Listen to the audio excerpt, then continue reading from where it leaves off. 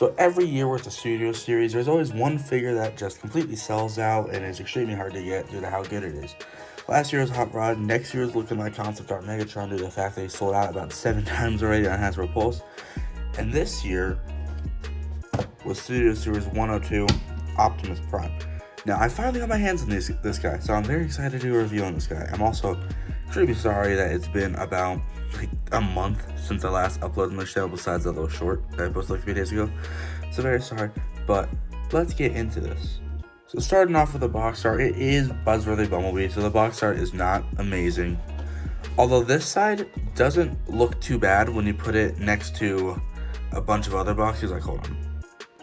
I don't know about you guys, but I always face my boxes on the side with the 3D render, and as you can see, it's a little color mismatch, but it doesn't look too bad compared to other Studio Series boxes. Although if you turn them to the other side, yeah, it does not look that good in the slightest. I really recommend that if you're going to store this box, definitely do the 3D render side. Okay, for the backdrop, I actually have not looked at this myself, so it's going to be a little bit an adventure for both of us, and yep, see, I don't even use the instructions. Okay, so it looks like it's just a New York backdrop. Oh wait, no, never mind, sorry, that is in Panama, or wherever they went, not Panama. You know what I'm trying to say. Yeah, you can see it's in the, Peru, thank you.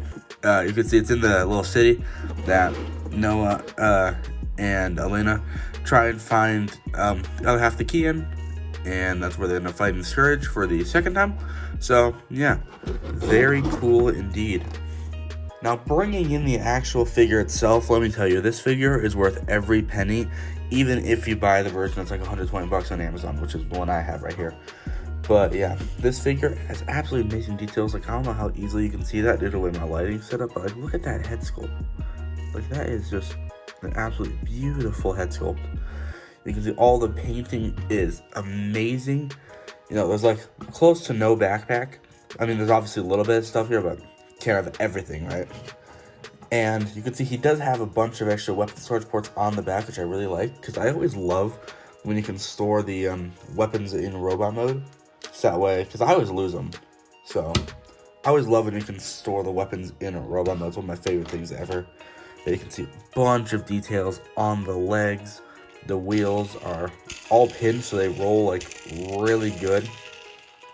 You can see all that mechanical detail in the chest area. A bunch of silver painting, but not too overdoing it like some of the Megatrons. Really nice Autobot sculpting right there. Again, amazing head sculpt. This figure is just absolutely amazing. Now, for articulation, the head's on a ball joint. It can look up, it can look down, left, right, it can tilt, yada yada yada. My biggest problem with this figure though is the way that the arms go. Okay, so the arms can move up, but they move up in this like really weird way.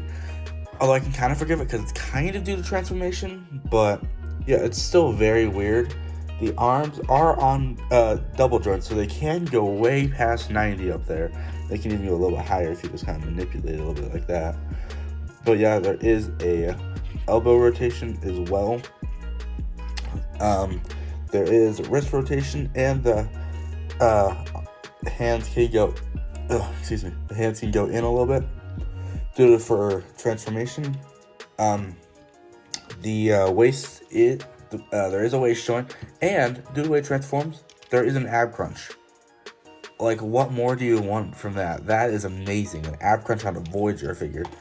Like, that's just incredible. But the legs can kick out way past 90. They can bend at about 90. And the feet, they can go an extreme ankle pivot due to transformation. They can go the other way a little bit. They can go up, down, yada, yada, yada, everything. I'm telling you guys, this figure, worth every penny. Now, for accessories, we do have two included here. We have Optimus's arm blade, which really nice silver detailing, which I really like. And then his little lackluster is his arm cannon. It's not anything crazy. Do wish it was a little bit bigger and a little bit more painted. But yeah, for integration of these, for the sword, there's 3 ways that you can do it. You can, one, kind of be boring and just have him hold it like that, although that way is kind of stupid.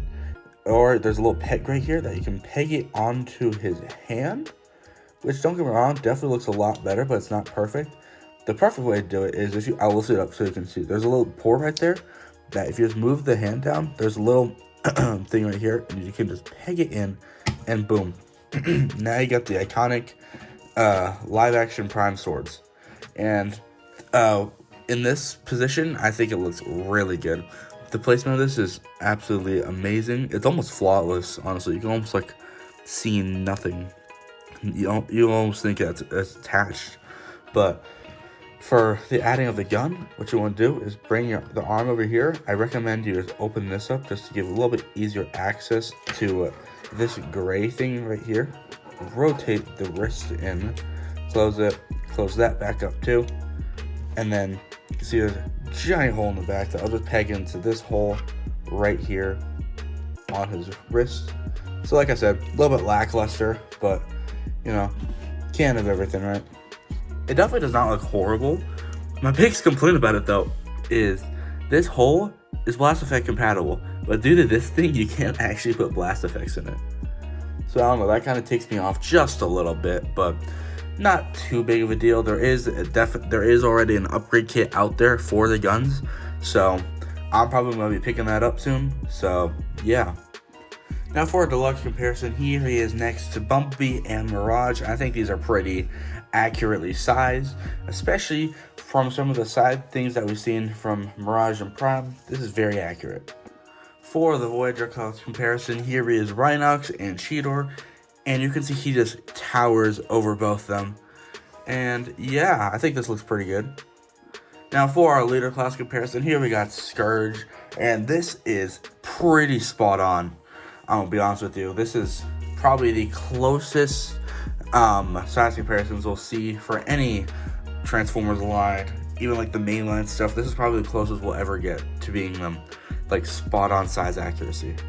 Now turning to transformation, first thing you want to do, remove the weapons first of all, and then take up this tab if you haven't already, and rotate the other wrist in the same way we did the gun. So almost like you would be dual wielding. Also just rotate these, that way the silver side is showing. It just makes life a lot easier a little bit later. Then what we want to do is open up these windshields. And I can never get this thing out, so I always just grab his sword and then kind of just poke it out. But when you get it out, you want to roll it up so it's covering his face, grab the entire head sculpt, and just rotate it in there.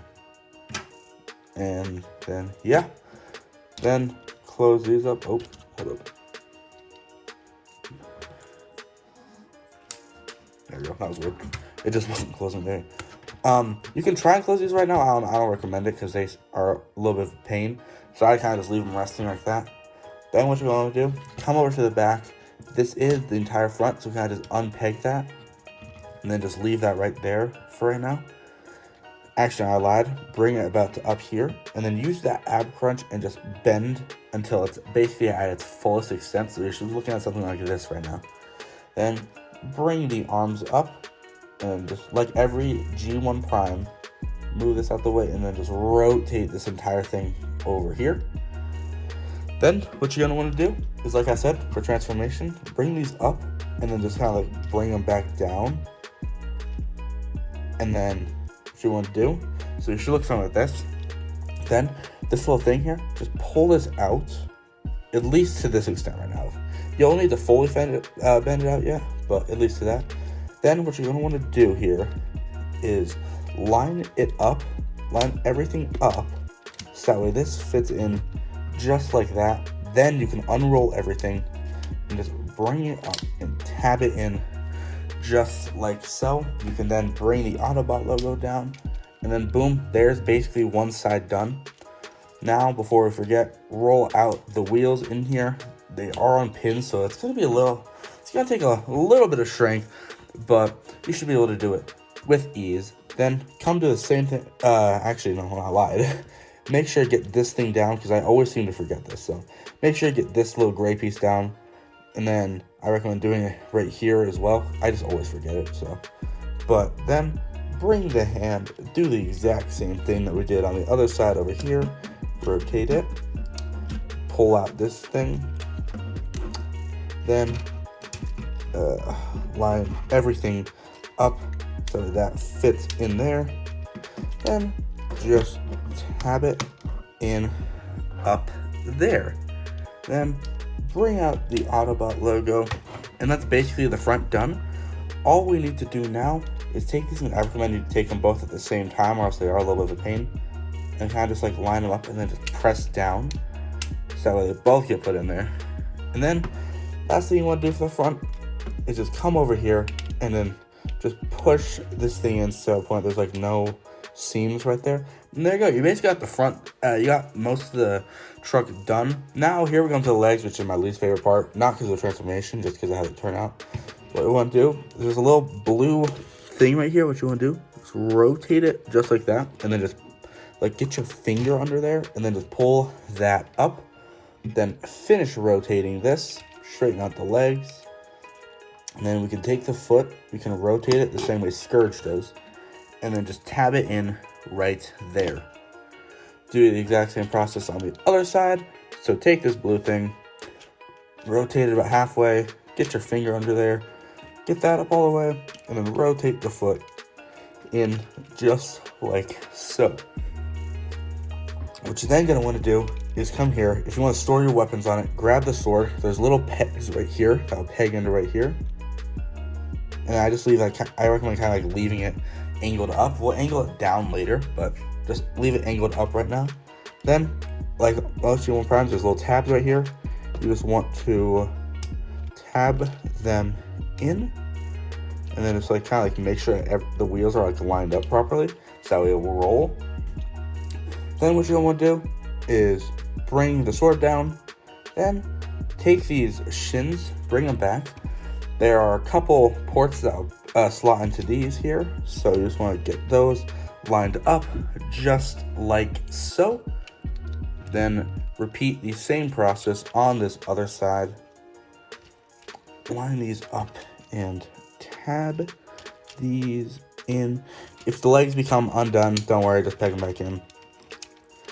And then make sure that it rolls, make sure you have everything lined up. These hip skirts will just peg in right there. And then take the gas cans, just flip these out.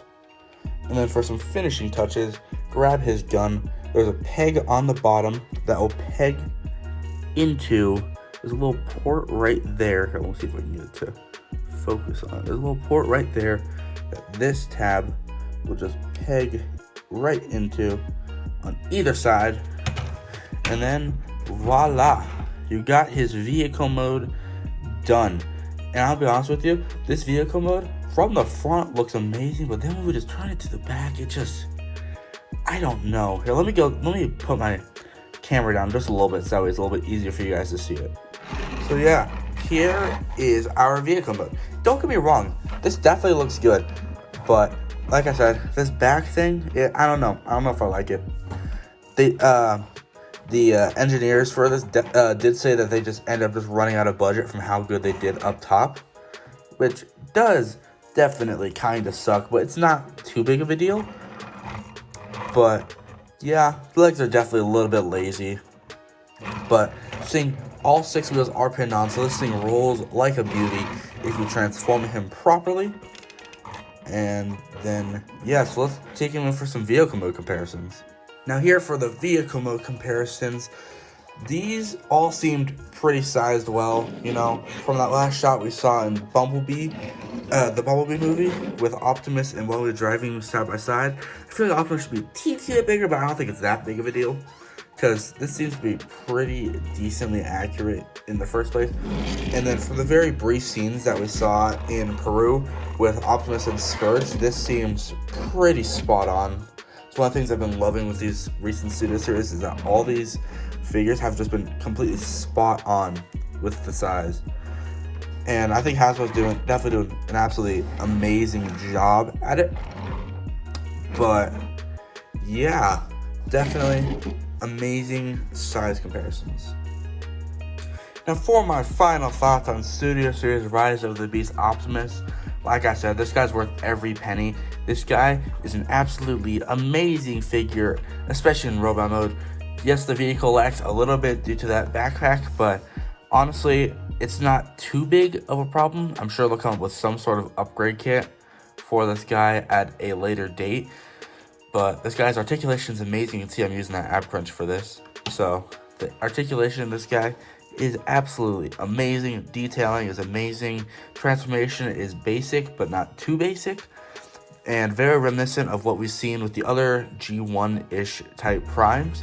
So yeah, definitely go ahead. If you haven't gotten this guy, pick him up once he gets back in stock. Or if you really feel like it, just pay the $100 on Amazon. But yeah, because trust me, this guy, he's definitely worth it, every penny. So yeah, thank you guys so much for watching, and I will hopefully see you guys soon. Have a very Merry Christmas or Happy Kwanzaa, whatever you're celebrating. Have a good time doing it, and I'll see you guys in the next video. Bye.